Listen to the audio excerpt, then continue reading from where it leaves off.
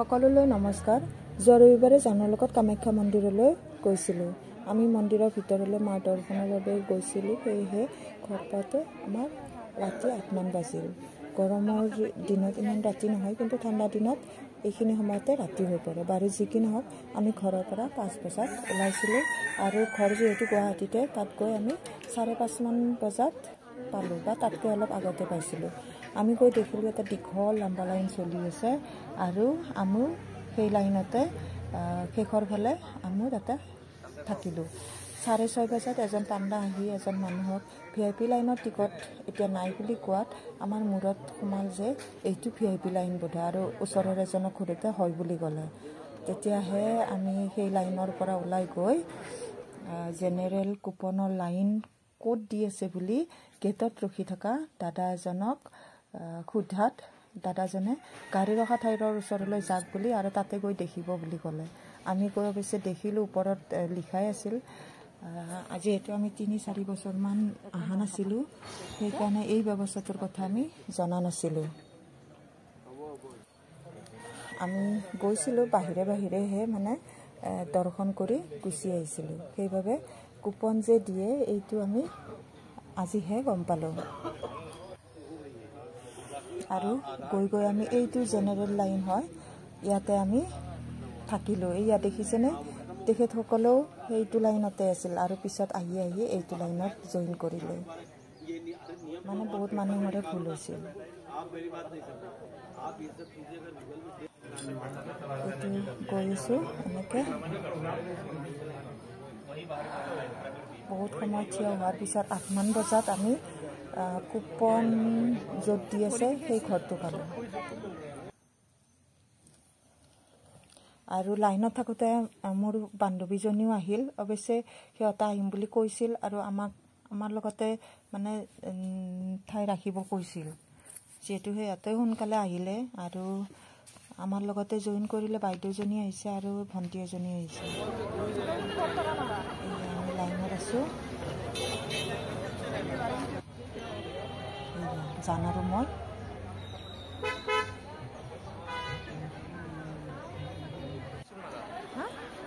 আৰু এইটো হ'ল কুপন দিয়া ঘৰ। ইয়াতে এনেকৈ কাঁহেদি ধুনীয়াকৈ বনাই থৈ দিছে। এইটো ঘৰত আমি 1:30মান বজালৈ ৰখিলোঁ।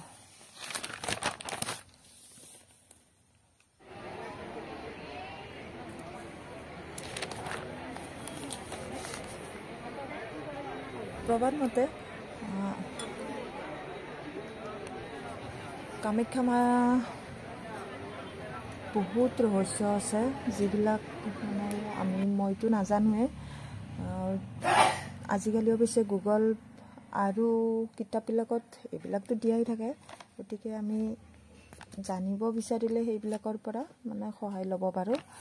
গুৱাহাটীৰ নীলাচল পাহাৰত কামাখ্যা দেৱীৰ মন্দিৰ অৱস্থিত আৰু এই মন্দিৰ সবাতোকৈ প্ৰসিদ্ধ আৰু প্ৰভাৱশালী মন্দিৰ বুলি ভবা হয়। প্ৰবাদ অনুসৰি নৰকাসুৰ, ইতিহাস অনুসৰি কোচ ৰজা বিশ্বসিংহ আৰু শেহতীয়াকৈ কোচ ৰজা নৰনাৰায়ণ আৰু চিলাৰায়ে কামাখ্যা মন্দিৰ নিৰ্মাণ কৰিছিল। বিশ্ব প্ৰসিদ্ধ মা কামাখ্যা মন্দিৰ। সেই মা তোমাক হেজাৰ হেজাৰ প্ৰণিপাত। আমাক সকলোকে যেন মূৰ দাঙি চোৱা। মাৰ জনীক ইয়াত পূজা কৰা হয়। কামাখ্যা মন্দিৰ বহুত ৰহস্যৰে ভৰা। জুন মাহত 4 দিন ধৰি অম্বুবাচী মেলা অনুষ্ঠিত কৰা হয়। 1:30মান বজাত আমি মুখ দেখুৱাই কুপন ল'লোঁ আৰু আহি আহি মন্দিৰত প্ৰৱেশ কৰা সেই লাইনত আমি সোমালোঁ। এয়া মোৰ বান্ধৱী আৰু মই।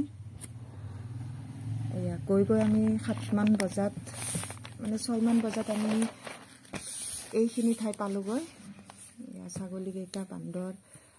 ই বেচেৰাটোৱে মানে কামুৰি খাব নোৱাৰে, চুই জুইহে খায়। আমি চকলেট খাবলৈ দিছিলোঁ আৰু সি চুই জুই খাইছে। এই হাতত চকলেট দেখিছেনে?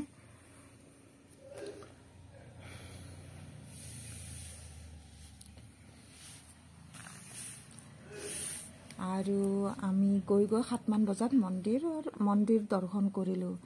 শুনামতে মন্দিৰ দৰ্শন কৰিব লাগিলে মাৰ কৃপা দৃষ্টি লাগিব আৰু সেই কথাষাৰ সঁচা হয় কাৰণ বহুতো মানুহ লাইনৰ পৰা ওলাই গৈ আছে বা কিবা বেমাৰৰ কাৰণে নহ'লে কিবা বেলেগ কাৰণত বহুত মানুহ ওলাই যোৱা দেখিছোঁ যি কি নহওক মায়ে আমাক কৃপা দৃষ্টি দিলে আমি মাক দৰ্শন কৰি 7:20 মান বা তাতকৈ অলপ আগতে হ'ব পাৰে মন্দিৰৰ পৰা ওলালোঁ এইয়া কুপন এইখন এনেকৈ ল'ব লাগে আৰু আহি আমি এনেকৈ বাহিৰ পালোঁ এইবিলাক অৱশ্যে তাৰে লাইনত থাকোঁতে আমি লৈছিলোঁ ফটো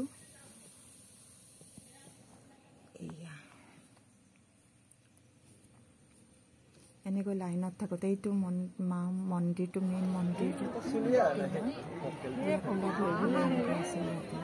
অৱশ্যে মানুহখিনি দিনটো ৰখি ৰখি ভাগৰুৱা হৈ পৰে আৰু হনুমানসকলে আমাক মানে এণ্টাৰটেইনমেণ্ট কৰে আৰু ইয়াৰ ওলাই পেলাই আমি ফটো উঠিলোঁ